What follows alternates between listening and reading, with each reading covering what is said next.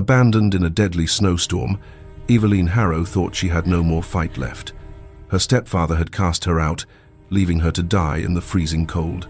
Just as she sank into the storm's grip, a voice broke through the chaos. "I've been searching for you, the Duke of Ravenshaw. But why would a man like him search for someone with nothing? What secret had he been keeping? And why did she feel a strange pull to trust him, despite the danger lurking in his eyes? Hello, lovely. If you're enjoying this historic romantic tale, I'd be so grateful for a like or a subscribe. It helps me bring you more stories of love, longing, and history. And if you're up for it, tell me in the comments where you're watching from. I read every note, and it always brings a smile to my face. Chapter 1. The Winter's Cruelty. The wind shrieked like a living thing, tearing through Eveline's thin dress with merciless fury. She stumbled forward, her bleeding fingers clutching at nothing, the world around her reduced to endless white. Snow stung her face like 1,000 needles, each gust threatening to knock her off her feet and into the drifts that reached her knees. Keep moving. Just keep moving. But her legs betrayed her, trembling violently beneath her weight. The worn boots, the only pair Cedric had left her, were soaked through, her toes so numb she could no longer feel them. Each step sent shooting pain up her calves, her muscles screaming in protest against the cold that had seeped into her very bones. She had lost the road some time ago, or perhaps there had never been a road at all. The carriage tracks had vanished beneath the relentless snow, and the trees, when she could see them through the blizzard, all looked the same, dark sentinels in an endless frozen wasteland. This morning, the thought clawed its way through her fading consciousness. This morning, I was alive. She had been in her small attic room when Cedric found the letter. The sound of his boots on the stairs had sent ice through her veins. He never came to her room unless he meant to hurt her. The door had slammed open, and there he stood, her stepfather, his face purple with rage. In his fist, crumpled and torn, was Mr. Pembroke's letter. "What is this?" His voice had been deadly quiet, more terrifying than if he had shouted. "What have you been doing, you ungrateful wretch?" Eveline had risen from her chair, her heart hammering. "I only asked questions. About my father's estate, about—" The blow came without warning. His hand connected with her cheek, sending her sprawling across the threadbare rug. Stars exploded across her vision. "You think to challenge me?" Cedric loomed over her, his face twisted with fury. "You think you have rights? You're nothing, a burden I've carried too long. Your mother's weakness lives in you." She had tasted blood, felt it warm against her split lip, but she had forced herself to meet his eyes. "Mr. Pembroke said something about my 21st birthday, about my father's will." Another blow, harder this time. She felt something crack in her jaw. "Your father's will?" Cedric laughed, a sound like breaking glass. "Your father was a fool who left you nothing but debts and disappointments, just like your simpering mother, always thinking herself better than she was. That's not true." He grabbed her by the hair, yanking her to her feet. "I have fed you, housed you, tolerated your presence for years, and this is how you repay me? By sneaking around, writing letters, asking questions?" Tears had streamed down her face, but she had refused to cry out. She wouldn't give him the satisfaction. Cedric had dragged her down the stairs, calling for his men. Two of them appeared rough men who did his dirty work, men who wouldn't question his orders. "Take her to the gamekeeper's cottage," he had ordered, shoving her toward them. "Leave her there. Let her learn what gratitude means." But she had seen it in his eyes. The cold calculation, the finality. He didn't mean for her to learn anything. He meant for her to die. The memory fractured as Eveline's foot caught on something beneath the snow. She fell hard, her hands plunging into the icy drifts. Pain lanced through her palms, they were bleeding, she realized distantly. The cold had cracked her skin open. She tried to push herself up, but her arms wouldn't support her weight. Her body had nothing left to give. "They didn't even take me to the cottage," she thought, almost laughing at the cruelty of it. The men had thrown her from the carriage miles from anywhere, their laughter echoing in her ears as they disappeared into the storm. "Nothing personal, miss," one had said, not unkindly, "but Lord Harrow pays well, and dead girls tell no tales." 2 years. It had been 2 years since her mother died, and in that time Cedric had systematically destroyed her.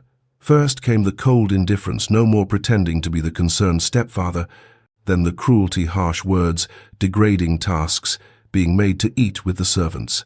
Then came the starvation ration scraps from the kitchen, if she was lucky. Finally, confinement to the attic room, locked away like a shameful secret. She had endured it all because what choice did she have? A woman alone, with no fortune, no family, no prospects. She had nowhere to go, no one to turn to, until Mr. Pembroke's letter arrived last week. She had bribed a kitchen maid to post her inquiry months ago, a desperate gamble, reaching out to her father's old solicitor. His response had been brief but tantalizing. "Come to my office in London. Your 21st birthday changes everything. There are matters regarding your father's will that require immediate attention." She had turned 21 just 7 days ago. Cedric hadn't acknowledged it, of course, but she had marked it privately, had felt a tiny flame of hope kindle in her chest. Perhaps there was something. Perhaps her father had left her a small inheritance after all, enough to escape, enough to live. But Cedric had found the letter before she could act on it, and now she was here, dying in the snow, that tiny flame extinguishing with every labored breath. Her dress, the same thin cotton she had worn for months because Cedric insisted she needed to learn economy, provided no protection against the cold. He had sold all her good clothes, her winter cloak, even her mother's shawl. Everything of value had been stripped away, piece by piece, until she had nothing left. Nothing but the name her father had given her, and the memories of a life that felt like a dream. Eveline's vision began to blur. She could no longer feel her hands, her feet, her face. The cold was everywhere now, seeping into her chest, her heart, her mind. "Mama," she thought, and for a moment she could see her mother's face, kind and gentle, with sad eyes that had seen too much. "Forgive me. I tried." She had tried to be strong like her mother had begged her to be in those final fevered moments, had tried to endure, to survive, to outlast Cedric's cruelty. But she was so tired, so very tired. Her mother had died in this same winter cold, though she had at least had a bed and a fire.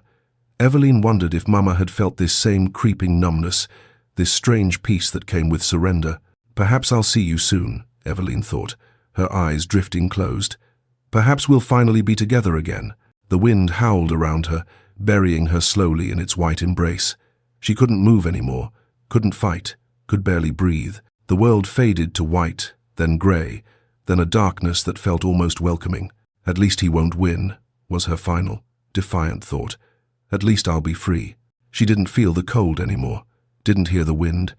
Everything was quiet, peaceful, still. And then, a sound, distant, rhythmic, impossible. Thunder. No, not thunder. Hooves. The pounding of hooves against frozen ground. Through the gathering darkness, through the numbness that had claimed her, Eveline felt a flicker, not of warmth, not yet, but of something. Hope. It was absurd. No one traveled in storms like this. No one would be looking for her. No one even knew she was here. But the sound grew louder, more insistent, breaking through the howling wind. Someone was coming. Eveline tried to lift her head, tried to call out, but her body wouldn't obey. Her lips wouldn't form words. She could only lie there in the snow, that impossible sound growing closer with every heartbeat. "Please," she thought, sending the prayer out into the storm. "Please." The darkness pulled at her again, stronger this time, determined to claim her. But she held on, because someone was coming. And for the first time in 2 years, Eveline Harrow dared to hope that perhaps, just perhaps, she might survive after all. The hoofbeats grew thunderous, shaking the ground beneath her. She felt, rather than saw, the massive shape that appeared through the white curtain of snow, felt the sudden stillness as the horse stopped. And then, through the roaring in her ears, through the cold that threatened to take her, a voice. Deep, urgent, warm. "Hold on. Just hold on." Strong arms lifted her from the snow, and even through the layers of numbness, she felt it warmth, safety. Something she hadn't known in so long she'd forgotten what it felt like. A cloak wrapped around her, heavy and lined with fur, smelling of leather and cedar and life. And then that voice again, closer now, fierce with determination. "I've been searching for you." Eveline's eyes fluttered open for just a moment. Through the snow and her failing vision, she saw him, a man's face, strong and handsome, with eyes that burned with an intensity that cut through the storm. She tried to speak, to ask who he was, why he was here. But the darkness claimed her at last, pulling her down into its depths. Her final conscious thought was not of fear or pain, but of wonder. "Someone searched for me, And then there was nothing but warmth and darkness, and the steady rhythm of hoofbeats carrying her away from death and into an uncertain future. Chapter 2. The Duke's Arrival. The horse's hooves thundered against the frozen ground, each impact jarring through Alistair Ravenshaw's body as he urged the beast faster through the blinding storm. Snow whipped across his face, stinging his eyes, but he didn't slow, couldn't slow. "Your Grace!" His coachman's voice barely carried over the howling wind. "We must turn back. The storm." "Keep going," Alistair shouted, leaning low over his mount's neck. "She's out here somewhere. I know it." 8 months. He had been searching for Lady Eveline Harrow for 8 months, ever since his father's deathbed confession had shattered everything Alistair thought he knew about honor and duty. The memory rose unbidden, sharp and painful even now. Late April. The bedchamber had been thick with the smell of laudanum and approaching death. His father, the Duke of Ravenshaw, a man Alistair had respected above all others, had gripped his hand with surprising strength. "Alistair." His voice had been a rasp, barely audible. "I failed him, failed them both. Father, save your strength." "No, you must know, must, make it right." His father's eyes, once so sharp, had been clouded with pain and regret. "Lord Thomas Harrow, my dearest friend, when he died, I promised to protect his daughter, little Eveline." Alistair had leaned closer. "What happened?" "Her mother married Cedric Harrow. A mistake. Thomas knew it, made me swear, made me guardian of a trust for Eveline, to be released when she turned 21. His father had coughed, a wet, rattling sound. "But Cedric, he's stolen it, stolen everything, and I was too weak, too ill to stop him." "Where is she now?" "Still at Harrow Estate, under his control. She'll be 21 soon when the trust activates. Find her, son. Right my failure. She's in danger." Those had been among his father's last coherent words. 3 days later, he was gone. Alistair had begun searching immediately, quietly at first, hiring investigators, making discreet inquiries. What they uncovered had turned his blood cold. Lady Eveline Harrow was alive, but barely. Cedric kept her isolated, practically imprisoned. Servants whispered of abuse, starvation, cruelty, but no one would testify. No one dared cross Lord Cedric Harrow, so Alistair had planted an informant, a footman loyal to coin rather than cruelty. And this morning, the urgent message had arrived. "He means to kill her." She asked questions about her inheritance. "He's moving tonight." Alistair had ridden out immediately, racing the storm and his own fear that he would arrive too late. The wind shifted, and for a moment the curtain of snow parted. That's when he saw it, a dark shape against the white, too small to be a fallen log, too still to be an animal. His heart stopped. "There." He yanked his horse toward the shape, half falling from the saddle before the animal had fully stopped. He dropped to his knees beside her, his hands shaking as he turned her over gently. The face that met his gaze made his breath catch. He had seen her portrait, a miniature her father had given his own father years ago, but the painting hadn't captured this. Even unconscious, even with her lips blue and her skin deathly pale, she was breathtaking. Delicate features, dark lashes against ashen cheeks, a face that somehow still held traces of dignity despite everything she had endured. This is her, this is Eveline. But it was more than recognition that struck him. Something shifted in his chest, something unexpected and fierce. A pull he couldn't name, didn't have time to examine. She wasn't breathing. "No," the word tore from him. "No, you don't get to die. Not when I just found you." He ripped off his heavy cloak and wrapped it around her, then lifted her against his chest. She weighed almost nothing, her body frighteningly light in his arms. "I've been searching for you," he said, his voice rough with emotion he didn't understand. "You're safe now. I promise you're safe." He carried her to his horse, calling out to his coachman, "Get the carriage, now." The vehicle appeared through the snow, and Alistair climbed in without waiting for the steps, still cradling Eveline in his arms. "Your Grace, is she?" "Alive. Barely." He arranged her on the seat, wrapping his cloak tighter around her shivering form. Her lips were moving, but no sound emerged.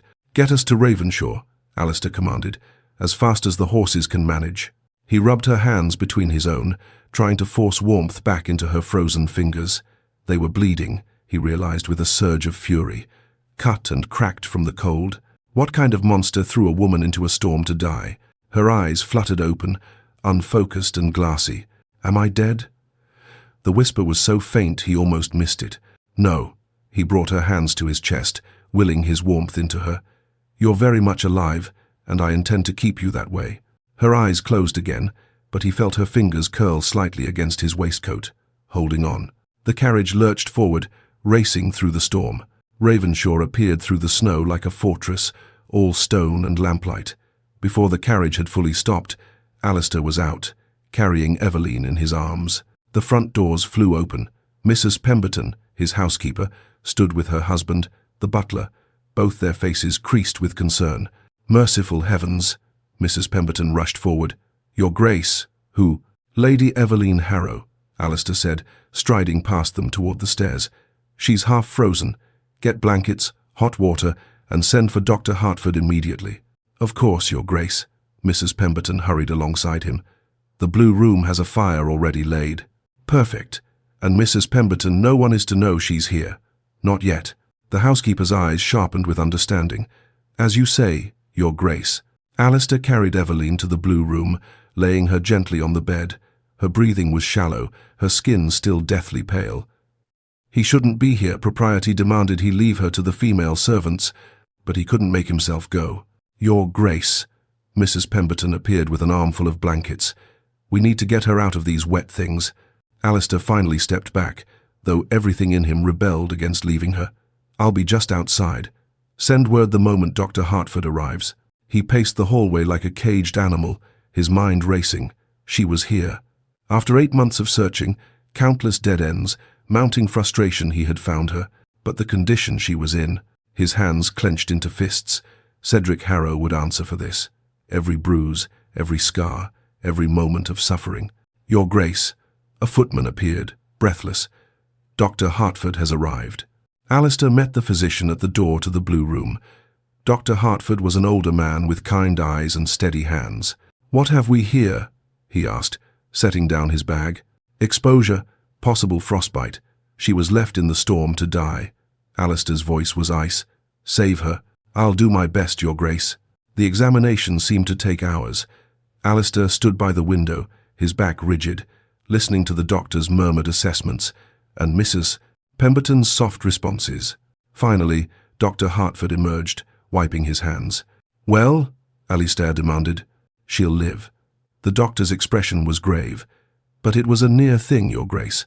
Frostbite on her fingers and toes, we'll know in a few days if she'll keep them all. Malnourishment, dehydration, and evidence of repeated physical abuse over an extended period." Something dark and dangerous unfurled in Alistair's chest. Repeated abuse? Old bruises, healed fractures, scars. Dr. Hartford met his eyes. "This young woman has been systematically brutalized for some time. Months, perhaps years." Alistair's jaw clenched so hard his teeth ached. "But she'll survive. She's stronger than she looks. With proper care, warmth, and food, she should make a full recovery. Though the emotional wounds..." He shook his head. "Those will take longer to heal." "Thank you, Doctor. Send your bill to my steward." After Dr. Hartford departed, Alistair stationed a footman outside Eveline's door. "No one enters without my permission," he ordered, "especially no one claiming to be family. Is that understood?" "Yes, Your Grace." Alistair should go to his own chambers, change from his wet clothes, rest. But instead, he found himself pushing open the door to the blue room one more time. Mrs. Pemberton had settled Eveline under a mountain of blankets. Her dark hair had been dried and braided, lying over one shoulder. Her face, cleaned of dirt and blood, was painfully young, peaceful in sleep. Finally, he moved to the bedside, looking down at her. 8 months he had searched. 8 months of following cold trails and dead ends, driven by his father's dying wish and his own sense of duty. But seeing her now, knowing what she had endured, he realized this had become something more than duty. Cedric Harrow had tried to destroy her, had starved her, beaten her, thrown her into a storm to die, and she had survived. Alistair reached out, stopping just short of touching her hand where it rested on the blanket. Her fingers were bandaged now, wrapped carefully by Mrs. Pemberton. "You're safe now," he said softly. "I give you my word, he'll never hurt you again." He didn't know if she could hear him, didn't know if she would even remember this moment when she woke. But he made the promise anyway, to her. to his father's memory, to himself.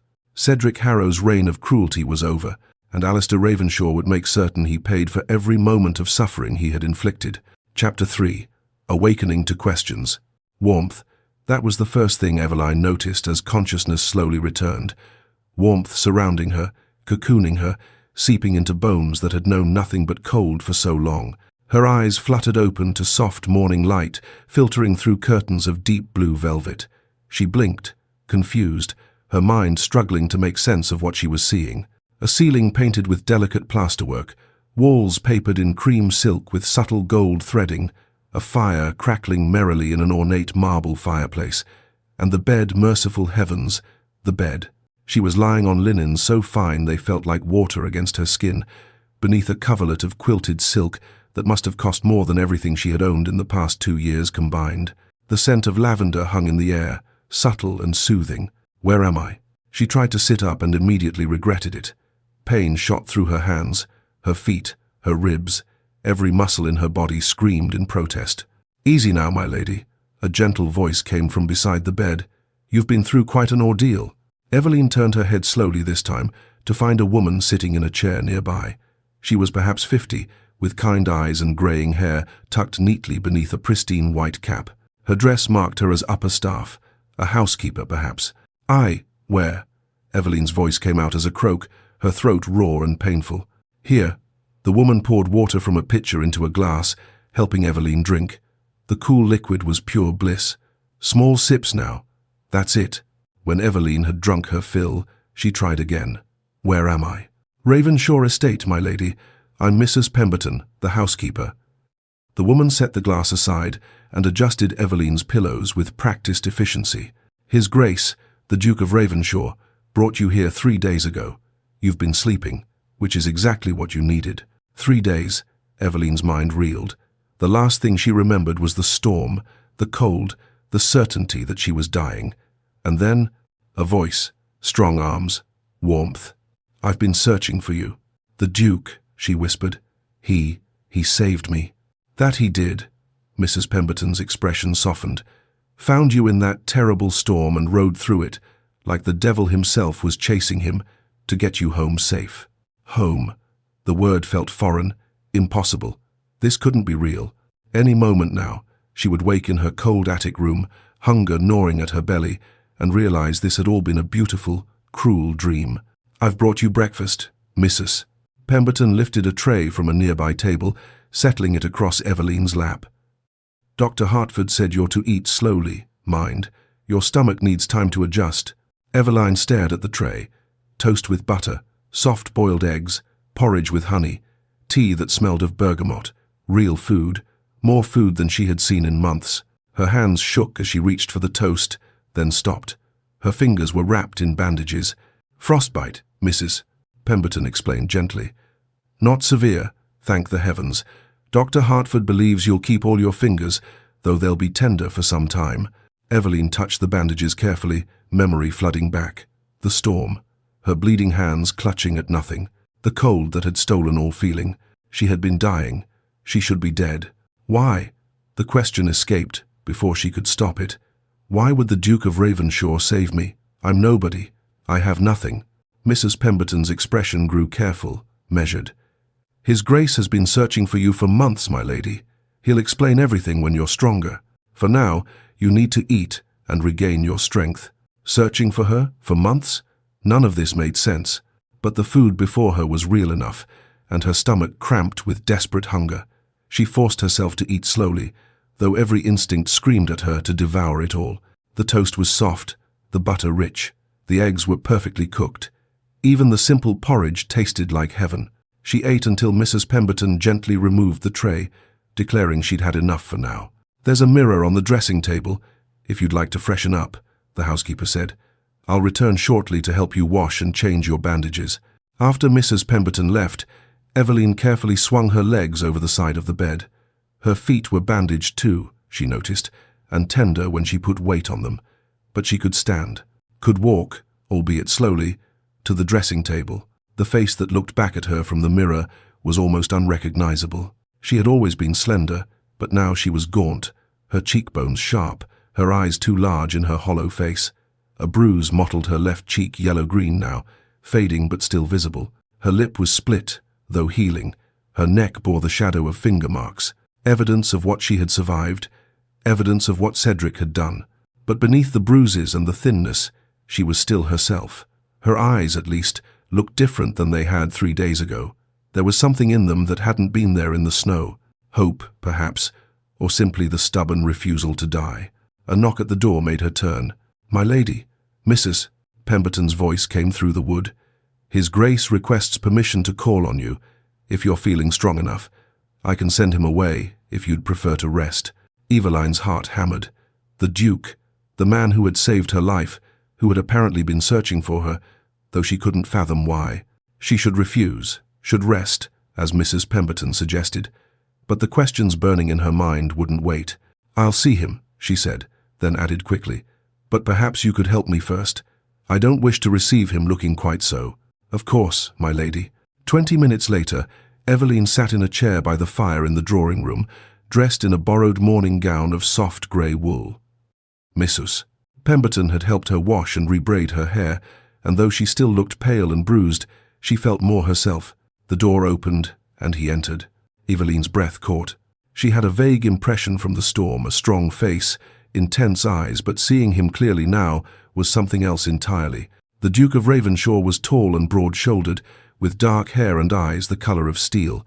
His face was all strong lines and sharp angles, handsome in a way that was almost severe. He moved with the easy confidence of a man accustomed to command. But it was his eyes that struck her. They held an intensity that should have been frightening, yet somehow wasn't. "Lady Harrow," he bowed, formal and correct. "I'm glad to see you awake and recovering." "Your Grace." She tried to stand, but he waved her back down. "Please, don't. You're still healing." He took a chair across from her, leaving a proper distance between them. "How are you feeling?" "Confused," she admitted. "Grateful. Overwhelmed. Mrs. Pemberton said you've been searching for me?" He nodded. "For 8 months. 8 months." The words hung in the air between them. "Why?" The question came out more blunt than she intended. "Forgive me, Your Grace, but I don't understand. Why would you search for me? I'm nobody. The stepdaughter of a minor lord, with no fortune. No. You're not nobody." His voice was firm. "And you do have a fortune. Or rather, you should have." Eveline stared at him. "I don't understand." He leaned forward slightly, his expression earnest. "My father and yours were close friends. Very close. When your father died 12 years ago, he made mine guardian of a trust established for you, to be released when you turned 21. Her heart began to pound. "A trust?" "Your father's estate, Willowmere, a modest but prosperous manor about 30 miles from here, investments in several profitable ventures, and a substantial sum set aside for your future." Alistair's jaw tightened. "Cedric Harrow knew about it. He was appointed your guardian until you came of age, at which point he was legally required to turn over your inheritance." The room seemed to tilt. "I have an estate? An inheritance?" "You do. Willowmere was your father's pride and joy. He wanted you to have security, independence, a life of your own choosing." Eveline's hands trembled in her lap. "But why didn't anyone tell me? Why didn't your father?" "My father became ill several years ago." Pain flickered across Alistair's face. By the time he realized Cedric was abusing his guardianship, he was too weak to intervene. It haunted him until his death 6 months ago. His last words to me were a confession of his failure and a plea that I right his wrong. "So you searched for me out of duty." The words came out flat, hollow. "Of course. Why else would a duke care about her fate? I searched for you because you deserve justice." Alistair's eyes met hers, unflinching. "Because my father's failure doesn't excuse my inaction. And because," he paused, "because no one should suffer what you've endured." Eveline looked away, uncomfortable with the sympathy in his gaze. "How did you find me in the storm?" "I had someone watching Cedric's estate, a footman loyal to coin rather than cruelty." His voice hardened. "When word came that Cedric had discovered your letter to your father's solicitor, that he planned to move against you, I rode out immediately. I tracked his carriage, found where his men threw you out." His hands clenched on the arms of his chair. "They'll answer for that. All of them." The certainty in his voice sent a shiver through her. "Not fear, exactly. Something else. But I still don't understand." She met his eyes again, searching for answers. "Why do you care?" You don't know me. This inheritance, surely the trust could have been transferred through legal channels, through solicitors. You didn't have to risk your life in a storm to... You would have been dead before the solicitors finished their paperwork. The words were blunt, brutal. Cedric was destroying you systematically, hoping you'd die before you turned 21 so he could claim everything through legal maneuvering. My father knew that. I know that. He leaned forward. I won't fail as he did. You deserve justice. You deserve your inheritance. You deserve to live. The intensity in his voice, in his eyes, took her breath away.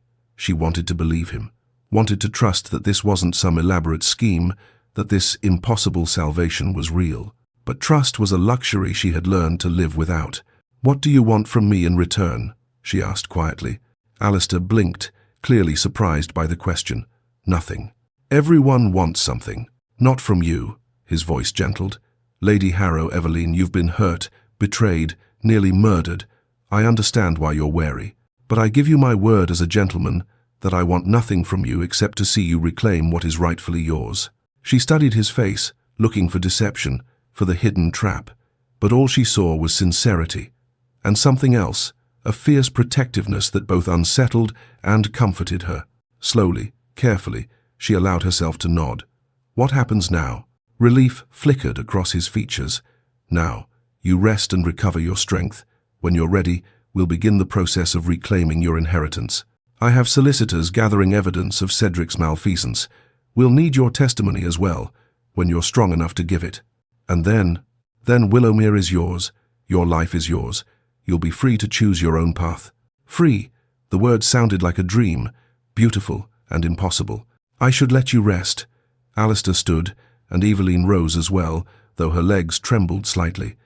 If you need anything at all, Mrs. Pemberton has instructions to provide it. You're safe here, Evelyn. I promise you that. He moved toward the door, then paused, turning back. There's one more thing you should know. The solicitor you wrote to Mr. Pembroke, he was your father's man. Loyal and trustworthy. When you're ready, I'll arrange for you to meet with him. He has documents your father left for you. Documents? Letters, I believe. And the full details of your inheritance. Alistair's expression softened. Your father loved you very much. He wanted to ensure you were provided for, protected. He chose my father as trustee because they were brothers in all but blood.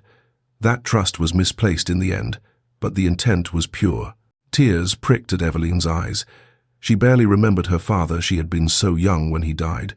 But knowing he had thought of her, planned for her, cared enough to try to secure her future, "Thank you," she whispered, "for telling me, for saving me, for all of this." "You're welcome," he bowed slightly. "Rest well, Lady Harrow." After he left, Evelyn returned to her chair by the fire, her mind whirling with everything she had learned. An inheritance, an estate called Willowmere, freedom. It seemed impossible, too good to be true. And yet, looking around at the elegant room, feeling the warmth of the fire, tasting the lingering sweetness of honey on her tongue, this was real. She was here. She was alive. For the first time in 2 years, perhaps for the first time in her life, the future stretched before her with possibility rather than dread. Outside the window, snow fell gently, soft white flakes drifting down like blessings, so different from the killing storm that had nearly claimed her. Evelyn pressed her bandaged hand to the cool glass and allowed herself, finally, to hope. Chapter 4. Secrets in the Library. The library at Ravenshaw became Evelyn's sanctuary. A week had passed since she woke in the blue bedroom, a week of careful healing and quiet discovery. The frostbite on her fingers and toes had begun to fade, the bandages replaced with lighter wrappings, her bruises had shifted from purple to yellow-green, and the hollow look in her face had softened as Mrs. Pemberton plied her with nourishing meals. But it was the library that truly restored her. Floor-to-ceiling shelves lined the walls, filled with more books than she had seen in her entire life. The scent of leather and old paper wrapped around her like an embrace. Tall windows let in the winter sunlight, and a fire always burned in the marble fireplace, keeping the room warm and welcoming. She spent hours there, curled in a wingback chair with volume after volume. Poetry, history, philosophy, novels she had never been allowed to read. Each book was a gift, a reminder that the world was larger than the attic room where Cedric had kept her prisoner. Alistair often worked there too. She would arrive to find him already seated at the massive oak desk, reviewing correspondence, or consulting with his steward. At first, his presence had made her nervous, uncertain, but he never pressed for conversation, never demanded her attention. They simply existed together in companionable silence, and somehow, that was enough. Small moments began to accumulate between them like snowflakes building into drifts. She noticed he took his tea without sugar, just a splash of milk. The next afternoon, when she prepared her own cup from the service Mrs. Pemberton left for them, she prepared his as well without asking. He had looked up, surprise flickering across his face, then offered a small smile of thanks. He noticed she favored her left hand, the frostbite having been worse on her right. Without comment, he began moving books and teacups closer to her left side when she sat down. She pretended not to notice, but warmth bloomed in her chest each time. They discussed books occasionally, brief exchanges about a passage that moved her, a historical detail he found interesting. His knowledge was vast, but he never condescended. Instead, he listened when she spoke, truly listened, as if her thoughts mattered. It was such a small thing. But after years of being dismissed, ignored, treated as less than nothing, it meant everything. On the 8th day, Alistair was closeted with his steward, reviewing the estate accounts. Eveline wandered deeper into the library than she had before, drawn by curiosity and the restless energy of improving health. In the far corner, half hidden behind a globe on a brass stand, she found an old writing desk. It was beautiful walnut, with inlaid mother-of-pearl, clearly an heirloom. One of the small drawers sat slightly ajar, as if someone had closed it carelessly. She shouldn't pry. This was Alistair's home, his private space. But something drew her forward. Her fingers touched the drawer, and it slid open easily. Inside lay bundles of letters, tied with faded ribbon. Her breath caught when she saw the seal pressed into the wax a stag's head, her father's seal. With shaking hands, she lifted out the first bundle. The top letter was addressed to Edmund Ravenshaw, Duke of Ravenshaw, in her father's bold hand. She recognized it from the few documents she had seen as a child, before everything changed. She carried the letters to the nearest chair, her heart hammering. She shouldn't read someone else's correspondence, but these were from her father, about her father. Surely that gave her some right. She untied the ribbon and began to read. My dearest Edmund, Eveline turns 5 today.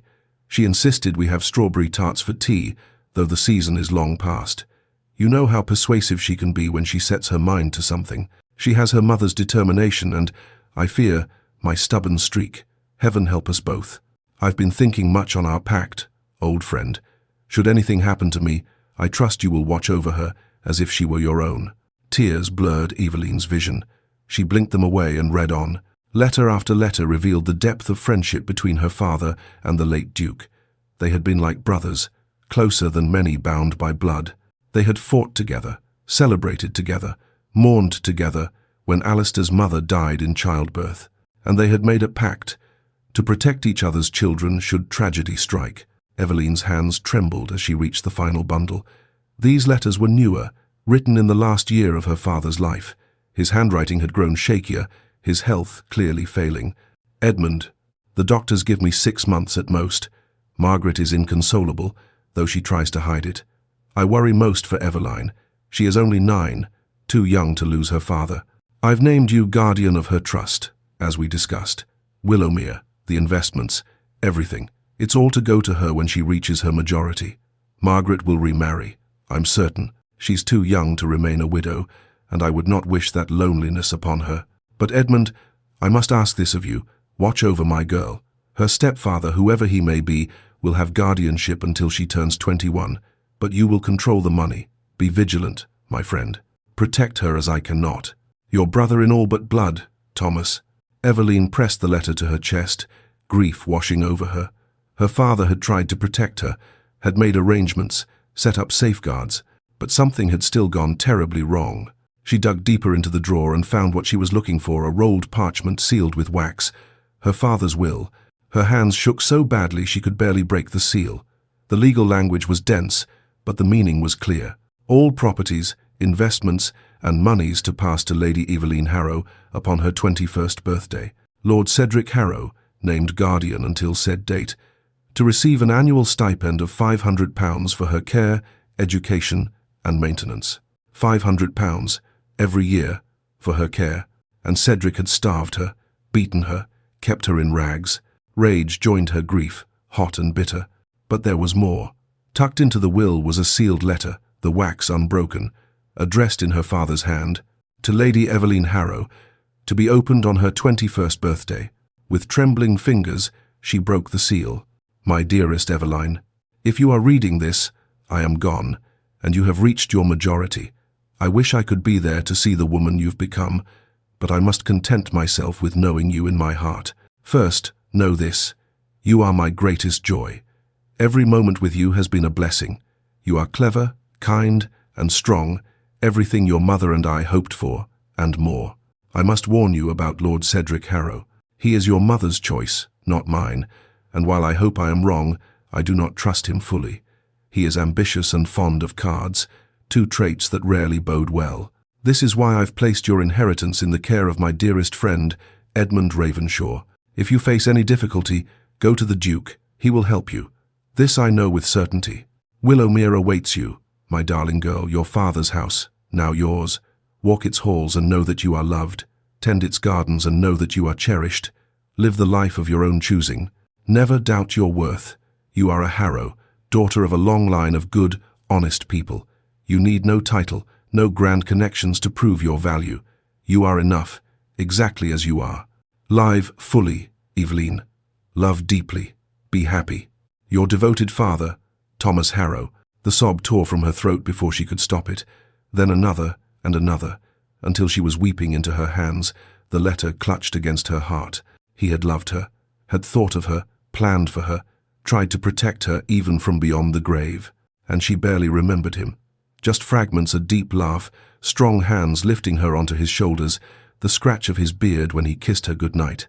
All those years she thought herself alone, unloved, unwanted, and here was proof that she had been cherished, that her father had tried to secure her future, had worried about her, had known she was worthy of love and protection. Cedric had stolen that from her, had stolen everything. Eveline? She looked up to find Alistair standing in the doorway, concern etched across his features. She must look a mess, tear-stained and red-eyed, clutching letters like a lifeline. He crossed the room quickly, kneeling beside her chair. What happened? Are you hurt? She couldn't speak, could only shake her head and thrust the letters at him. He took them carefully, his eyes scanning the pages. She watched his expression shift from concern to understanding to cold fury. £500 a year, he said, his voice like iron. Cedric received £500 annually for your care and education, substantial funds, and he starved you, beat you, left you to die in a storm. Why? The word came out broken. Why would he do this? Alistair set down the letters and met her eyes. There's something else you should know, something I learned during my investigation. He paused, as if weighing his words. Cedric has a gambling problem. Debts across London to moneylenders, gaming hells, places no gentleman should frequent. He's been using your guardian's stipend to pay them. Understanding crashed over her like a wave. When I turned 21, the money would stop, and you would gain Willowmere and the full inheritance. He would lose his source of income and any claim to your father's estate. Alistair's jaw clenched. He'd lose everything. So he tried to kill me, she said it calmly, though rage burned in her chest. Not just cruelty, not just abuse. He was planning it, destroying me slowly, hoping I'd die before I came of age. Yes, the word hung between them, heavy with truth. Eveline looked down at her father's letter, his words blurring through fresh tears. Never doubt your worth. Your father failed his promise, she said quietly. You mentioned that before. What did you mean? Pain flickered across Alistair's face. He stood, moving to the window, his back to her. He knew Cedric was misusing the funds. He hired investigators about 3 years ago when he began to suspect. They discovered everything, the gambling, the abuse, the way you were being treated. Then why didn't he stop it? He tried. Alistair's voice was rough. But he was already ill by then, and Cedric has powerful friends, connections in society and the courts. My father was advised that a public accusation without ironclad proof could backfire, could make things worse for you. So he gathered evidence, built a case. But his illness progressed faster than expected. He died before he could act. He turned to face her. His last words were regret for not saving you sooner, for failing his promise to your father. Eveline absorbed this, turning it over in her mind. "So you're fulfilling his promise?" "Yes." He crossed back to her, his eyes intense. "But Eveline, it's become more than duty." The air between them seemed to thicken. She could feel her heart beating, loud in her ears. "More than duty," she whispered. He knelt again, his face level with hers. "When I found you in that storm, when I thought you might die," he stopped, swallowed hard. "This stopped being about my father's guilt or my family's honor. You're not an obligation to discharge. He seemed to struggle for words. "You matter, to me." Something warm unfurled in her chest, fragile and new. "What will we do?" she asked softly. His expression hardened with determination. "We gather evidence. We bring Cedric before the magistrate. And we get you, Willowmere. We get you everything that's rightfully yours. We? If you'll have my help." She looked at him, this man who had searched for her, saved her, given her shelter and safety and hope. This man who knelt before her now, offering not rescue but partnership. For the first time since she could remember, she wasn't alone. "Yes," she said firmly. "We do this together." His hand found hers, her left hand, the less damaged one, and squeezed gently. "Together," he agreed. And in that moment, surrounded by her father's words and this man's quiet strength, Eveline felt something shift inside her. She was no longer just surviving. She was ready to fight. Chapter 5. Uncovering the Past. 2 weeks had transformed Eveline in ways she hadn't thought possible. The bandages were gone from her fingers and toes, replaced by healthy pink skin that was still tender but healing. Her face had filled out with missus. Pemberton's careful feeding, the bruises faded to nothing, the hollow look in her eyes replaced by something brighter. She could walk without pain now, could hold a book without her hands cramping, could look in the mirror and see herself rather than a ghost. But physical recovery was only part of the battle. In the estate office, Alistair's solicitor, a sharp-eyed man named Mr. Whitmore, spread documents across the mahogany desk like a general planning a campaign. "The guardianship records are damning enough," he said, adjusting his spectacles. "Lord Cedric received £500 annually for Lady Harrow's care, yet there are no records of expenses for her education, clothing, or medical care. Nothing." Eveline stood by the window, arms wrapped around herself. Alistair sat at the desk, his expression grim. "What about the bank statements?" he asked. Even more revealing, Mr. Whitmore produced a ledger, withdrawals matching known gambling debts, payments to moneylenders. The pattern is unmistakable. He used the guardian stipend to fund his vices, while keeping Lady Harrow in what amounts to imprisonment. And the witness statements? 3 former servants willing to testify to the abuse they witnessed. A cook, a scullery maid, and a groom, all dismissed by Lord Cedric when they showed Lady Harrow kindness. "Mr. Whitmore frowned. "It's substantial evidence, Your Grace, but a clever barrister might argue these are disgruntled servants seeking revenge." "We need something irrefutable," Alistair said. Eveline turned from the window, a thought crystallizing. "My mother's belongings." Both men looked at her. "When Cedric moved me to the attic room 2 years ago, he cleared out my mother's chambers. He threw everything away, said it was clutter, reminders of weakness." Her voice hardened. "But Mary, the lady's maid, she was kind to me when she dared. She might have saved something." Alistair stood immediately. "Mary still works at the Harrow estate?" "She did, last I knew. She risked his wrath more than once to sneak me extra food." Eveline met his eyes. If anyone would have hidden something away, it would be her. "Mr. Whitmore, can we approach her discreetly?" The solicitor nodded. "I'll send one of your trusted footmen, someone who won't draw attention." 3 days later, a small trunk arrived at Ravenshaw. Eveline stood in her room, staring at it as if it might bite. It was smaller than she remembered, battered leather with tarnished brass fittings. Mary's note, delivered with it, was brief. "My lady, I saved what I could when he ordered everything burned. I'm sorry it's not more. We all hoped you'd come back to claim it someday. Your loyal servant, Mary." "Would you like me to stay?" Alistair asked from the doorway. He had carried the trunk up himself, refusing to let the servants handle it. Eveline shook her head. "I need to do this alone. But don't go far. I'll be in the library." His voice was gentle. "Call if you need me." After he left, Eveline knelt before the trunk and lifted the lid with trembling hands. The scent hit her first lavender and rosewater, her mother's signature fragrance.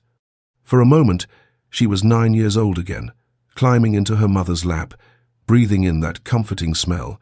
On top lay her mother's jewelry box. Eveline opened it to find paste copies of the pieces. She remembered the real gems long since sold, she was certain. Beneath that, a silk shawl embroidered with roses, a prayer book with gilt edges, a miniature portrait of Eveline as a child. Each item was a memory, a fragment of a life before everything turned dark.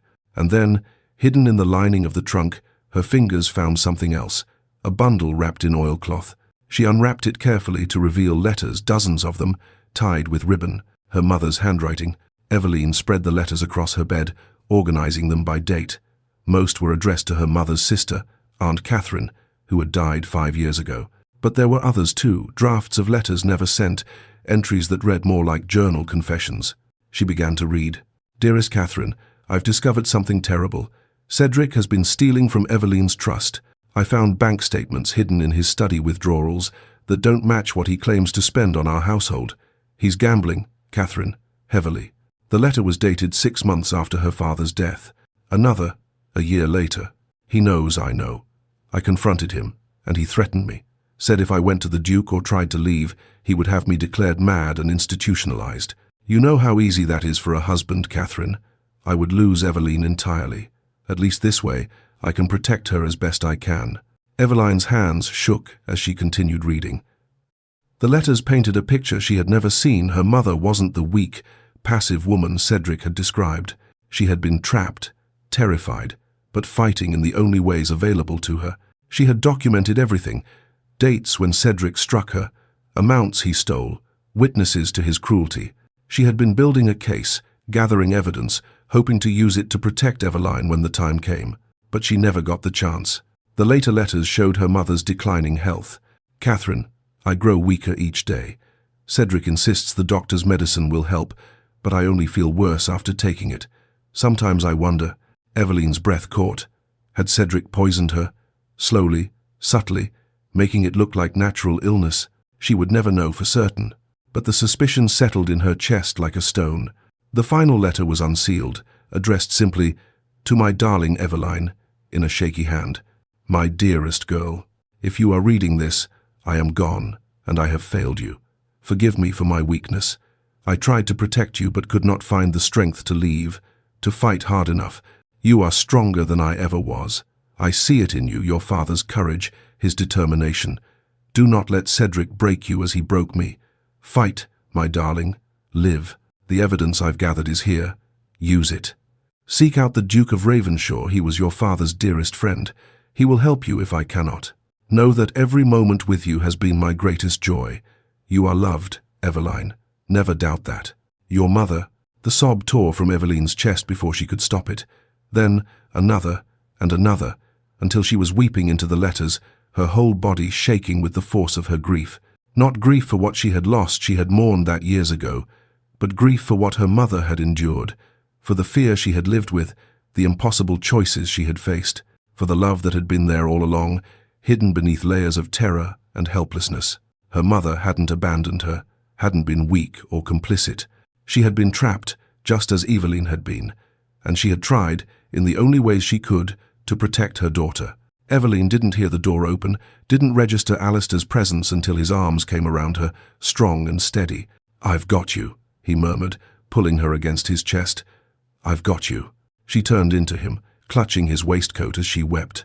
For her mother, for herself, for all the years of suffering that could have been prevented if anyone had listened, had cared, had acted. But Alistair was acting now, was caring now. And for the first time since her mother's death, Eveline wasn't alone in her grief. She cried until she had no tears left, until her body was exhausted and her throat raw. Through it all, Alistair simply held her, one hand stroking her hair, his presence a steady anchor in the storm of her emotions. When the tears finally subsided, she pulled back slightly, embarrassed by the wet patch on his waistcoat. "I'm sorry," she whispered. "Don't be." His hand cupped her face, his thumb brushing away the remaining tears. "Don't ever apologize for feeling." She looked up at him, really looked at him.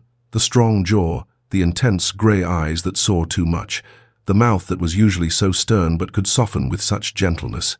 "Thank you," she said, "for everything, for saving me, for believing me, for helping me, for being here. Eveline. Her name on his lips sounded like a prayer. Something flickered in his eyes, heat, longing, something that made her breath catch. She saw it clearly now. He cared for her, not just as a duty or obligation, but as a woman, as herself. The air between them thickened with possibility. He was so close. It would be so easy to close the distance, to seek comfort in his kiss, to lose herself in the promise of his touch. But even as desire stirred in her chest, something else held her back. She needed to be whole first, needed to reclaim herself, her identity, her strength. She couldn't come to him, or anyone, from a place of need and vulnerability. That wouldn't be fair to either of them. She pulled back gently, putting space between them. I need to be whole again before I can. I need to reclaim myself first. Disappointment flickered across his face, but understanding followed quickly. I'll wait, he said simply. As long as it takes. She reached up, touching his face briefly, her fingers tracing the line of his jaw. I'm beginning to think I was meant to freeze in that storm so you could find me. His hand covered hers, pressing it against his cheek. You were meant to survive. Everything else is just us choosing each other. The words hung between them, not a kiss, but a promise. Something deeper than passion, more enduring than desire. When he finally stepped back, Eveline felt the loss of his warmth, but also a strange rightness.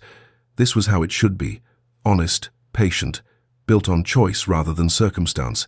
The letters, she said, gesturing to the bed. My mother documented everything. Dates, amounts, witnesses. It's all here. Alistair's expression shifted back to determination. May I? She nodded, and together they reviewed her mother's careful evidence. Bank records copied in her mother's hand. Names of servants who had witnessed Cedric's cruelty. Detailed accounts of his violence and theft. With this and what Mr. Whitmore has gathered, Alistair said, we have everything we need. What do we do now? He met her eyes, and she saw the strategist beneath the gentleman. We summon Cedric here. Make him think you're willing to negotiate, perhaps sign away some of your inheritance, in exchange for being left alone. Then we confront him with the magistrate present. Will he come? If he thinks he can manipulate you into giving up Willowmere? Absolutely. A grim smile touched Alistair's lips. His arrogance is his weakness. He'll assume you're still the frightened girl he kept in the attic. He won't expect the woman you've become. Eveline felt something fierce kindle in her chest. Then let's set the trap. Alistair nodded, but before he turned to leave, he caught her hand one more time. You're not alone in this, Eveline. Whatever happens, we face it together. Together, she agreed. And as she watched him leave to begin the preparations, Eveline looked down at her mother's letters one more time. Fight, my darling. Live. She had survived the storm, survived Cedric's cruelty, survived everything meant to break her. Now it was time to fight back. Chapter 6. The Confrontation. Eveline stood before the mirror in her room, barely recognizing the woman who looked back at her. The gown Alistair had commissioned was simple but elegant deep blue wool, with delicate embroidery at the cuffs and collar. It fit perfectly, tailored to her recovering frame. Mrs. Pemberton had arranged her hair in a simple chignon, with soft curls framing her face. She looked like a lady, like someone with worth, like someone who deserved an inheritance. But her hands trembled as she smoothed the fabric over her skirts. He's coming, she whispered to her reflection. Cedric is coming here. A knock at the door made her jump. Eveline? Alistair's voice, steady and calm. May I come in? Yes. He entered, closing the door behind him. His expression softened when he saw her. You look beautiful. And strong. I don't feel strong. I feel terrified. He crossed to her, taking her shaking hands in his. That's natural. But remember, you're not alone. I'll be right beside you. Mr. Whitmore has all the evidence. Sir William Thornbury and the constable are waiting in the adjoining room. Cedric is walking into a trap of his own making. What if something goes wrong? What if he won't hurt you again? I won't allow it. The fierce protectiveness in Alistair's voice steadied her. You've survived everything he's done to you. You've gathered evidence, built a case, reclaimed your voice. This is the final step. She nodded, drawing strength from his certainty. I can do this. I know you can. The formal drawing room at Ravenshaw was magnificent, all gilt furniture and crystal chandeliers, with portraits of Alistair's ancestors watching from the walls. Eveline stood near the fireplace, Alistair beside her, while Mr. Whitmore arranged documents on a side table. Her heart hammered so loudly she was certain everyone could hear it. The clock on the mantel showed 11:30. Any moment now. The butler appeared in the doorway. "Lord Cedric Harrow, Your Grace." And there he was. Cedric swept into the room with his usual arrogance, his fashionable coat and polished boots marking him as a gentleman of means. But Eveline saw what she hadn't noticed before: the slight puffiness beneath his eyes, the red veins that spoke of too much drink, the tightness around his mouth that suggested barely controlled desperation. He was trapped, and on some level, he knew it. "My dear stepdaughter," his voice dripped with false concern as he rushed toward her. "Thank heavens you're alive. When you ran away in that terrible storm, I was beside myself with worry. I've had men searching for you everywhere. I didn't run away." Eveline's voice was steady, stronger than she expected. "Your men threw me from a carriage to die." Cedric's mask slipped for just a moment, a flash of cold calculation in his eyes. Then it returned, all concerned guardian once more. "Nonsense. You're clearly confused, my dear. The fever from your ordeal must have—" "Enough." Alistair stepped forward, his presence commanding. "We know everything, Cedric." Cedric's eyes narrowed as he properly registered Alistair for the first time. "And who are you to interfere, Ravenshaw? This is a family matter, between a guardian and his ward. I'm the executor of the trust her father established, the trust you've been stealing from for years." A muscle twitched in Cedric's jaw. "Those are serious accusations. I hope you have proof to back them up, Your Grace, or I'll see you in court for slander." "Oh, we have proof." Alistair's smile was cold. "Mr. Whitmore?" The solicitor stepped forward, his arms full of documents. "Lord Cedric Harrow, as executor of Lord Thomas Harrow's estate, I'm formally charging you with embezzlement, fraud, and abuse of guardianship." He spread the documents across the table: bank records, witness statements, copies of the trust agreements. Cedric's face reddened. "Forgeries, all of it. The desperate ravings of a dead woman and a foolish girl who doesn't know her place. My mother wasn't dead when she wrote these." Eveline moved to the table, picked up one of her mother's letters. "She documented everything, Cedric. Every penny you stole, every time you struck her, every threat you made. Your mother was a weak, hysterical woman who you killed." The words came out flat, certain. "You poisoned her slowly, didn't you? Made it look like illness while you fed her medicine that made her sicker." Cedric's laugh was sharp, nervous. "Preposterous. You can't prove. You took everything from me." Eveline's voice grew stronger with each word. "My home, my inheritance, my dignity. You starved me, beat me, locked me away like I was nothing. And when I dared to ask questions about what was rightfully mine, you tried to murder me. You ungrateful wretch." The mask shattered completely. Cedric's face contorted with rage. "I fed you, housed you. You were a burden, just like your simpering mother. I should have." He stopped abruptly, realizing what he was about to say. But Eveline pressed forward, her fear transforming into fierce determination. "Should have what? Cedric? Killed her too? Is that what you were going to say?" His silence was answer enough. The room seemed to hold its breath. "Sir William," Alistair called, "I believe you've heard enough." The door to the adjoining room opened, and the magistrate entered with the constable behind him. Sir William Thornbury was a stern man with iron-grey hair and the bearing of someone who had seen too much corruption in his years. Cedric's face went white. "This is a trick, a conspiracy." "This is justice," Sir William said coldly. "Lord Cedric Harrow, you are under arrest for embezzlement, fraud, abuse, and attempted murder." "You can't do this." Cedric looked wildly around the room. "I have friends, connections. You have no idea who you're dealing with." "Actually, we do." Mr. Whitmore produced another document. "Your creditors have been very forthcoming about your debts. Gambling establishments across London were quite eager to testify once they learned there might be funds recovered from your fraudulent activities." Cedric's eyes darted to the door. For a moment, Eveline thought he might try to run. Instead, he lunged, not toward the exit, but toward her. "If I can't have it, neither will you." Everything happened in a blur. Cedric's hand went to his coat, and suddenly there was a knife, small but deadly, glinting in the morning light. He grabbed Eveline's arm, yanking her against him, the blade pressing against her throat. She felt the cold metal, smelled his sweat and desperation, and for one terrible moment was back in the attic room, helpless and afraid. Then Alistair moved. He was faster than she would have thought possible for a man his size. One moment Cedric held her, the next Alistair's hand clamped around Cedric's wrist like a vice, wrenching it away with such force that the knife clattered to the floor. Cedric screamed as Alistair spun him around and slammed him against the wall. "You will never touch her again," Alistair said, his voice deadly quiet. "Do you understand me? Never." The constable rushed forward with chains, subduing Cedric while he struggled and cursed. "You think you've won?" Cedric spat at Eveline, venom in every word. "You're still nothing, a nobody, a merchant's daughter playing at nobility." Eveline looked at him, this man who had haunted her nightmares, who had made her life a living hell, and all she felt was pity. "No," she said quietly. "I'm my father's daughter, and that's enough." Something in her calm certainty seemed to break him. His struggles ceased. His shoulders slumped. "Take him away," Sir William ordered. The constable dragged Cedric toward the door, the chains rattling with each step. Even then, he couldn't stop ranting about injustice, about ungrateful stepchildren, about debts and desperate circumstances. His voice faded as they hauled him from the room and out of her life.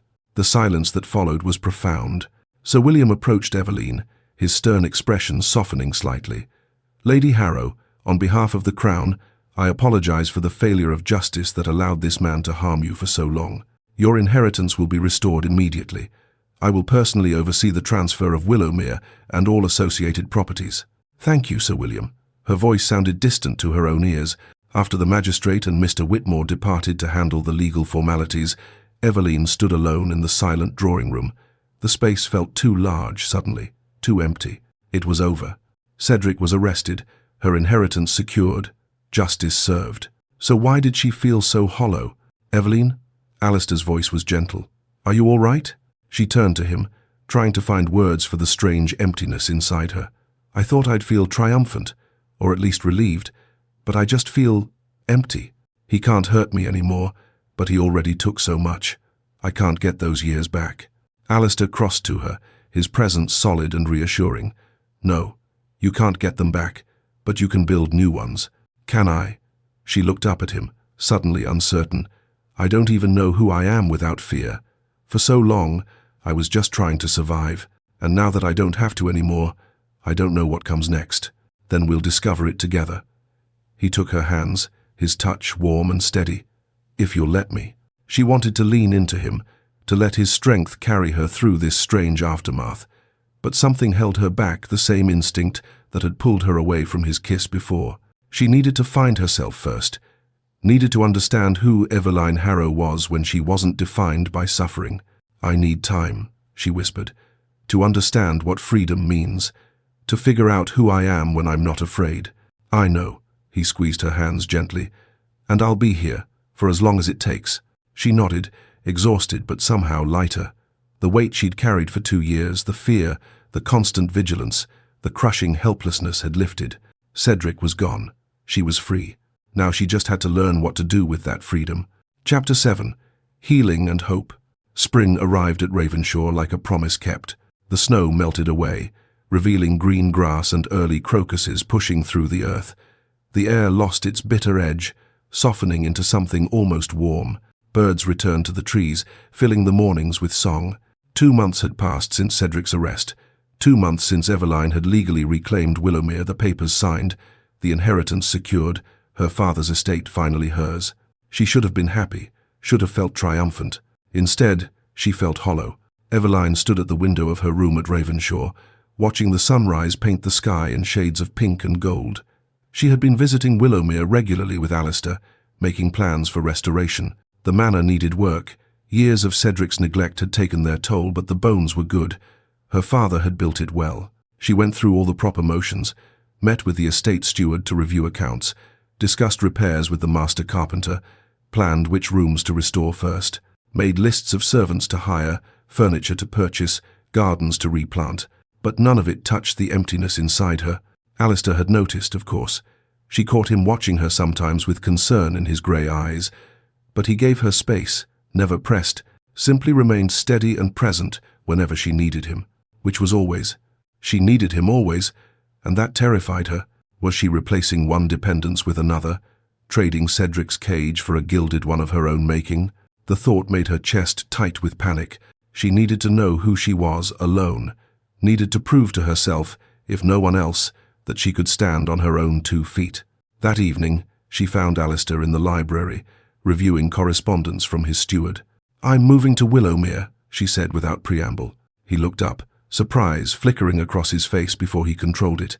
"Of course, it's your home. The repairs are complete enough. The east wing is livable, and I've hired a small staff." She twisted her hands together. I need some time there. Alone." Something painful crossed his expression, there and gone so quickly she almost missed it. "I understand. Will you visit?" "Whenever you wish." His voice was carefully neutral.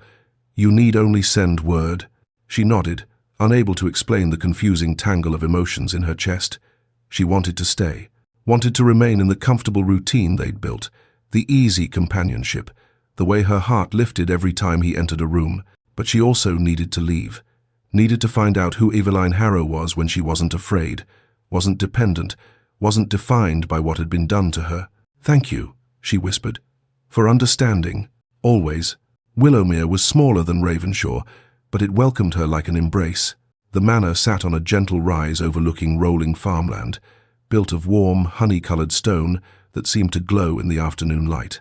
Tall windows let in the spring sunshine, and the rooms, though in need of updating, had an air of comfortable elegance rather than grandiose display.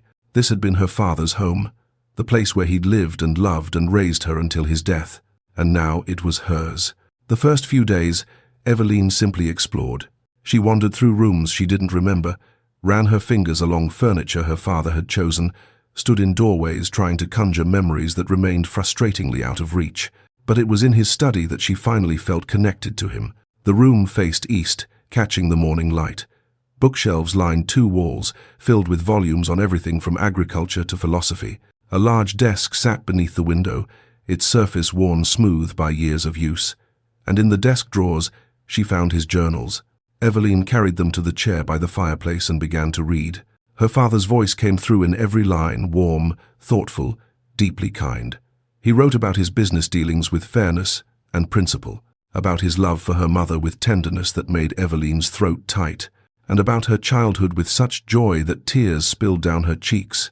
"Eveline turns 3 today. She insists the moon is made of cheese.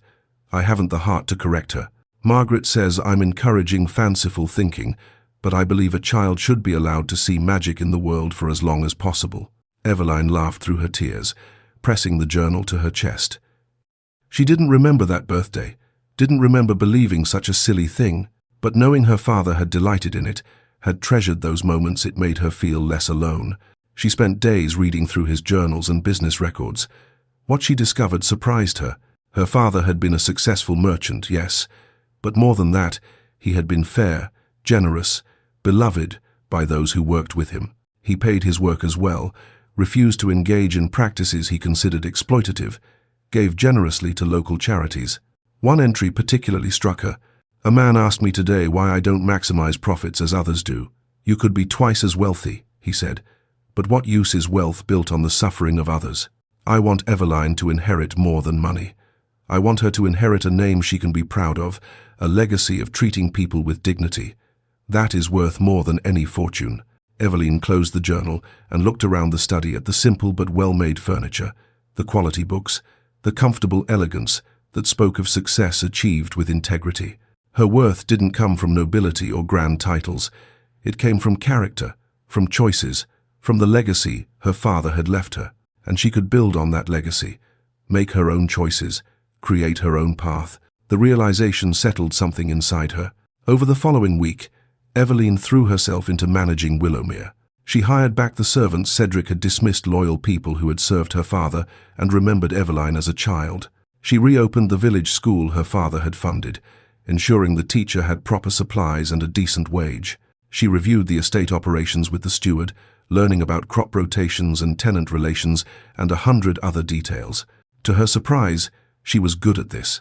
The careful planning, the attention to detail, the genuine care for the people who depended on the estate, it all came naturally to her. But every evening, as the sun set and the manor grew quiet, loneliness crept in. She missed Alistair, missed his steady presence, his quiet humor, the way he listened when she spoke as if her words truly mattered, missed the comfortable silence of working side by side in the library, missed the warmth in his eyes when he looked at her. She had proven she could stand alone, could manage an estate, make decisions, forge her own path. But standing alone and being alone were two different things, and she didn't want to be alone. Not anymore. 2 weeks after moving to Willowmere, Eveline was in the garden supervising the planting of new rose bushes when she heard hooves on the drive. Her heart leaped before she even turned around. Alistair. He dismounted with his usual grace, but she could see the tension in his shoulders, the uncertainty in his expression. "I'm sorry for intruding," he said, not coming closer. "I told myself I'd wait until you called for me, but I couldn't. I needed to know you were well." Eveline felt something warm bloom in her chest. "I'm glad you came." Relief flooded his features. "Truly? Truly."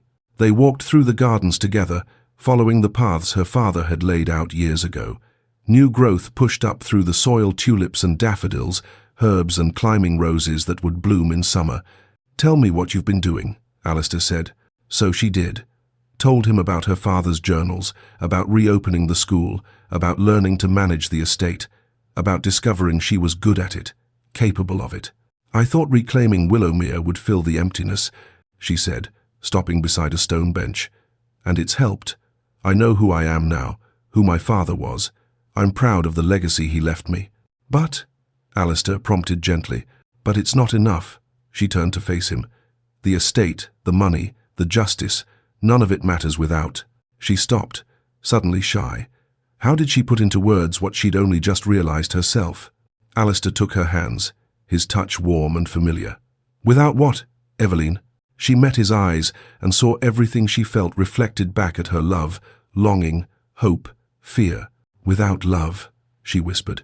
"Without partnership, without you." His breath caught. "Eveline, I've been searching too, you know." The words tumbled out now, urgent and true. "For myself, for purpose, for home, and I found it. I found myself in my father's journals, in managing this estate, in making my own choices. But home isn't Willowmere or Ravenshaw." She squeezed his hands. "It's wherever you are." Alistair pulled her close, one hand cupping her face. "I've been searching for you, not just these 8 months, but all my life without knowing it. From the moment I found you in that storm, I knew. You're everything I never knew I needed." "I love you," she said, the words both a confession and a liberation. "And I love you." His voice was rough with emotion. "Marry me, Eveline, not because I saved you, not because of duty or obligation, but because I cannot imagine my life without you in it." Joy burst through her like sunshine breaking through clouds. She laughed even as tears spilled down her cheeks. "Yes, yes, 1,000 times yes." He kissed her then. Their first kiss was everything she had dreamed, and nothing she had expected, soft and sweet and achingly tender. His lips moved against hers with reverent gentleness, as if she was something precious and breakable.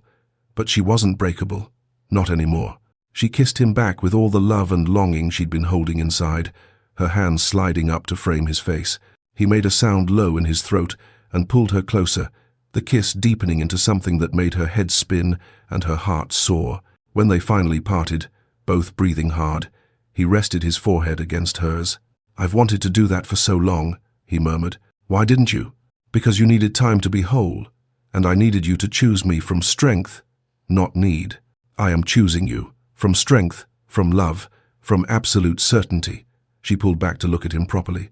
"You're not my rescuer, Alistair. You're my partner, my equal, my choice." His smile was brilliant, transforming his usually serious face. He reached into his pocket and produced a ring simple and elegant, with a small sapphire that caught the light. "It was my mother's," he said softly. "She died when I was born, but my father always said she would have wanted someone special to wear it. Someone brave and kind and true." He met her eyes. "She'd want you to have it." Eveline held out her left hand, watching as he slid the ring onto her finger. It fit perfectly, the sapphire gleaming like a piece of captured sky. "When?" she asked. "Whenever you're ready. Tomorrow or a year from now. I'm not going anywhere." She looked down at the ring, then up at the man she loved. "Soon. I want to start our life together soon. I've wasted enough time being afraid, being alone. I don't want to waste another moment." "Neither do I." They stood together in her father's garden as the sun began its descent, wrapped in each other's arms. Around them, new life pushed up through the soil, roses and tulips, and all manner of growing things reaching for the light. Eveline thought of that terrible night in the storm, how she had collapsed in the snow, certain she was going to die, how the cold had seeped into her bones and stolen her hope, and then strong arms had lifted her, a warm voice had promised safety, and everything had changed. She had been lost, but she had found herself, had been broken, but she had healed, had been alone, but she had found love. "What are you thinking?" Alistair asked, pressing a kiss to her temple. "That I was meant to freeze in that storm so you could find me." "You were meant to survive," he corrected gently. "Everything else is just us choosing each other." She smiled against his chest. "Then I choose you, today and every day, for the rest of my life, and I choose you." The promise hung between them, solid and true. Not a fairy tale rescue, but something better, two people who had found each other in the darkness and chosen to walk into the light together. As the sun painted the sky in shades of gold and pink, Eveline Harrow stood in her garden with the man she loved and felt, for the first time in her life, completely whole. The storm had tried to claim her, but love had proven stronger, and from that love, she would build a future more beautiful than any she had dared to dream. Chapter 8. A Future Reclaimed. June, 1818. The chapel at Ravenshaw was small and ancient, built of grey stone that had stood for 3 centuries. Sunlight streamed through stained glass windows, painting the worn flagstones in jewelled colours, ruby, sapphire, emerald, gold. Eveline stood at the back of the chapel, her hand resting on Mr. Whitmore's arm. The solicitor had offered to give her away when she confessed she had no family left, and the gesture had moved her to tears. "Ready, my lady?" he asked gently. She looked down the short aisle to where Alistair waited before the altar. He wore a coat of deep blue superfine, his cravat simply tied, his dark hair slightly dishevelled, as if he'd been running his hands through it nervously. Their eyes met, and the world seemed to still. "Yes," she whispered, "I'm ready." She had chosen a simple gown of cream silk that Mrs. Pemberton had helped her select. No elaborate embroidery, no heavy jewels, just clean lines and delicate lace at the sleeves. In her hair, she wore a circlet of wildflowers that Mary had woven that morning, daisies and lavender and tiny white roses. As she walked down the aisle, she saw the small gathering of witnesses, Mrs. Pemberton dabbing at her eyes with a handkerchief, the butler standing proud and straight, Dr. Hartford smiling warmly, Sir William Thornbury, who had ensured justice was served, Mary, her dear friend, beaming with joy. But mostly, she saw Alistair. His eyes filled with emotion as she approached, and when she reached him, she saw his hand trembling slightly as he took hers. "You're beautiful," he whispered. "You're perfect," she whispered back. The vicar began the ceremony, but Eveline barely heard the traditional words. All her attention was on Alistair, on the way his thumb stroked circles on her hand, on the love shining in his eyes. When it came time for vows, they had chosen to speak their own. "Eveline," Alistair said, his voice steady despite the emotion she could see in his face, "I promise to be your partner in all things, to respect your strength while offering mine, to listen when you speak and value what you say, to stand beside you, not above or below, but equal in all ways. I promise to love you not just today, but every day, for the rest of our lives." Eveline's throat tightened, but she managed to speak clearly. "Alistair, I promise to choose you every day, as I choose you today, to build our life together with honesty and trust, to be your comfort in sorrow and your companion in joy, to love you not because you saved me, but because you saw me, truly saw me, and loved what you found. I promise to spend every day proving worthy of that love." "You already are," he whispered, "just for her." The vicar pronounced them husband and wife, and when Alistair kissed her, soft and sweet and full of promise, Eveline felt something settle deep in her soul. She was home. The wedding breakfast was held in Ravenshaw's dining room, intimate and warm. Someone, probably Mrs. Pemberton, had filled the room with flowers, roses and peonies, and sweet-smelling jasmine that perfumed the air. As Eveline looked around at the small gathering, these people who had helped save her, who had believed in her, who had become her chosen family, a thought struck her with such force she had to set down her wine glass. A year ago, she had been dying in the snow with nothing. No family, no future, no hope. Now she had everything. Later, after the meal, When someone pushed back the furniture and the musicians began to play, Alistair led her to the center of the room for their first dance as husband and wife. He held her close, one hand at her waist, the other cradling hers against his chest. They moved together to a waltz, and Eveline marveled at how natural it felt, how right, as if they had been dancing together for years. "Happy," he whispered against her ear. She looked up at him, at this man who had searched for her, saved her, loved her, happier than I knew was possible. His smile was brilliant. "Good, because I intend to spend the rest of our lives making you even happier." "That's quite an ambitious goal." "I'm an ambitious man." She laughed, and the sound felt like freedom. Summer, 1819. Eveline sat across the desk from a young woman whose hands shook as she clutched a worn shawl around her shoulders. Her name was Margaret, like Eveline's mother, and she bore the same haunted look Eveline remembered from her own reflection a year ago. "He'll kill me if he finds me," Margaret whispered. "Or worse, he'll take my daughter." "He won't find you," Eveline said firmly. "We have a safe house in the village, far from London. You'll have a room, meals, and time to decide what comes next. Our solicitor will help with the legal proceedings. I have no money, no way to pay. The foundation covers all expenses." Eveline leaned forward, holding the woman's frightened gaze. "Margaret, you're not alone anymore. Do you understand? You're not alone." The woman broke down, sobbing, and Eveline came around the desk to hold her while she wept. This was the work she and Alistair had built together. Using part of her inheritance from Willowmere, they had established a foundation that provided safe housing and legal aid for women escaping abusive situations. Eveline interviewed applicants personally, secured placements, offered the hope she had once desperately needed. It was hard work. Each woman's story reopened old wounds, reminded her of her own suffering and her mother's trapped desperation. But it was also necessary, essential. After Margaret left with directions to the safe house and enough money for the journey, Eveline sat alone in the study at Willowmere, exhausted and heartsore. That's where Alistair found her, staring out the window at nothing. "This work is hard on you," he said gently, pulling a chair close to hers. "It's necessary." She turned to him, letting him see the tears in her eyes. "I can't save my mother, but I can save others." He pulled her into his arms, and she rested her head against his chest, listening to the steady beat of his heart. "You have the biggest heart," he murmured, pressing a kiss to her hair. She pulled back slightly, a small smile playing at her lips despite the emotional weight of the day.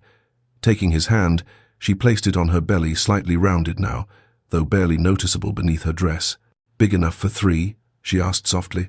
Alistair went very still, his eyes widened, dropping to where his hand rested. "Eveline, truly," she nodded, her smile growing at the wonder in his expression. "Dr. Hartford confirmed it yesterday. The baby should arrive in early spring." "A baby?" His voice was awed. "Our baby." Then he was lifting her, spinning her around, laughing with pure joy. She squealed, clutching his shoulders. "Alistair, put me down before you." He set her down immediately, his hands hovering anxiously. "Did I hurt you? The baby?" She laughed, cupping his face. "I'm pregnant, not made of glass. We're both perfectly fine." That evening, they sat together in the nursery at Ravenshaw, a room that had stood empty since Alistair's birth, and made plans. They discussed names, debated paint colors, dreamed aloud about the child who would join their family. And when Alistair placed his hand on her belly and whispered promises to the baby growing there, Eveline felt her heart overflow with love. December, 1821. Snow fell softly outside the windows of Ravenshaw, blanketing the estate in white. But inside, everything was warm and bright. Garlands of evergreen draped the staircases, tied with red ribbon. Candles glowed in every window. The scent of cinnamon and cloves drifted from the kitchens, where Mrs. Pemberton was overseeing the preparation of Christmas dinner. Eveline stood at the drawing-room window, watching 2 small figures play in the snow. Catherine, just turned 3, was attempting to build a snowman with intense concentration. Her dark curls escaped from beneath her hood, and her little face was scrunched with determination, so like her father when he was focused on a task. Thomas, 2 years old and full of mischief, kept toddling over to knock down whatever Catherine built, shrieking with laughter each time. "Thomas, no." Catherine's voice drifted through the glass. "Bad brother." But Thomas just laughed harder and knocked down another pile of snow. Eveline smiled, her hand resting on her belly where a 3rd child grew, due to arrive in the spring. She was tired. Pregnancy at 31 was different than it had been at 23, but deeply content. Strong arms wrapped around her from behind, and Alistair's chin came to rest on her shoulder. "What are you thinking?" he asked, his voice a low rumble against her back. "About snow, about storms." She felt him tense slightly, knowing where her mind had gone. The story of how they met was both beautiful and terrible, and sometimes the terrible part still haunted them both. 4 years ago, I was dying in a winter storm, she said quietly. I'd lost everything. I thought I had no future. Eveline. Let me finish. She turned in his arms to face him. I was dying, and you found me. You wrapped me in your cloak and said you'd been searching for me. He held her tighter, his eyes intense with emotion. And I had been. I know, but here's what I've realized. She touched his face, tracing the familiar line of his jaw. I was searching too, for home, for love, for myself. And that storm, the worst night of my life, led me here. To you, to our children, to this life. She gestured to the window, to their children playing in the gentle snow, to the warmth and love surrounding them. I wouldn't change it, she said firmly, any of it, because it brought me you. His eyes grew suspiciously bright. I love you, more every day, and I love you.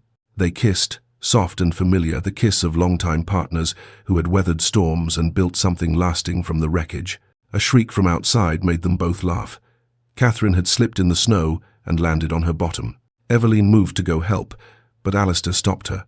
I'll get her. You stay warm. I'm pregnant, not an invalid. Indulge me. She watched as he strode outside, his long coat flaring behind him. He scooped up both children, one in each arm, and they squealed with delight as he spun them around. Even from inside, she could hear their laughter. Your family is beautiful, my lady. Eveline turned to find Mrs. Pemberton standing in the doorway with a tray of hot chocolate, her eyes warm with affection. Yes, Eveline agreed, her voice thick with emotion. They are. Later that evening, after the children had been fed and bathed and tucked into bed with stories, the family gathered in the drawing room. Catherine and Thomas played with wooden toys by the fire, a set of animals Alistair had commissioned from a village craftsman. Eveline worked on embroidery while Alistair read aloud from a Christmas story, occasionally pausing to show the children the illustrations. It was peaceful, ordinary, perfect. Papa, Catherine said suddenly, looking up from her toy horse. Tell us how you met, Mama. Alistair and Eveline exchanged glances, both smiling. Well, Alistair began, setting aside the book. It was a snowy night, much like this one. He told them a edited version, the storm, the rescue, the search. He made it an adventure rather than the near tragedy it had been, and the children listened with wide eyes. When he finished with, and they lived happily ever after, Thomas clapped his chubby hands together. But Catherine, ever thoughtful, asked, Are we your happily ever after? Eveline's throat tightened. She set aside her embroidery and opened her arms. Both children scrambled into her lap carefully because they knew about the baby. You are, she said, kissing each of their heads. All of you, every single day. You are our greatest joy and our happily ever after. And the baby? Thomas asked, patting her belly. And the baby, Eveline confirmed. When he or she arrives, they'll be part of our happily ever after too. Catherine seemed satisfied with this answer and returned to her toys. Soon after, both children grew drowsy, and Alistair carried them upstairs to bed, one in each arm. That night, after the house had grown quiet and the children were dreaming, Eveline and Alistair stood on the balcony outside their bedchamber. Fresh snow fell gently, each flake drifting down like a blessing. It was nothing like the violent storm that had nearly killed her 4 years ago. This snow was peaceful, beautiful, a winter blessing rather than a curse. Alistair wrapped his cloak around both of them, just as he had that first night, and pulled her against his chest. Warm enough? He asked. She leaned into him, breathing in his familiar scent. Always. With you, I'm always warm. We've built a good life. We've built a perfect life. She turned to face him, her hands resting on his chest. From the ashes of everything we lost, we built something beautiful. They stood together, wrapped in his cloak, watching their future fall softly from the sky. Around them, Ravenshaw slept, their children dreaming, their staff resting, their home filled with warmth and love. Eveline thought of the girl she had been broken, abandoned, certain she would die alone in the cold, and she thought of the woman she had become, loved, cherished, surrounded by family. Thank you, she whispered, looking up at her husband. For what? For searching for me, for finding me, for loving me. He kissed her then, tender and true, tasting of snow and promise. I'd search 1,000 storms to find you, every single time. And in that moment, surrounded by love and warmth and family, Eveline Ravenshaw knew she was finally, truly home. The storm had tried to claim her, but love had proven stronger, and in its strength, she had built a future more beautiful than any she'd dared to dream. If Eveline and Alistair's journey from despair to love touched your heart, please show your support by hitting that like button. It truly helps this channel grow and allows me to bring you more heartwarming historical romance stories. Don't forget to subscribe to Lyra's Romance Stories so you never miss another tale of love, redemption, and happily ever afters. With your subscription, you'll be notified every time a new story is released. Which moment from this story touched you most?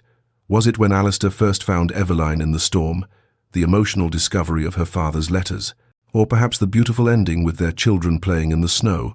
Share your favorite scene in the comments below. I love hearing from you and reading your thoughts. And if you're craving more historical romance, check out the story appearing on your screen right now. I think you'll fall in love with it just as much as this one. Thank you so much for spending this time with me in Eveline and Alistair's world. Until our next story, remember, even in life's darkest storms, love can light the way home. This is Lyra, and I'll see you in the next romance.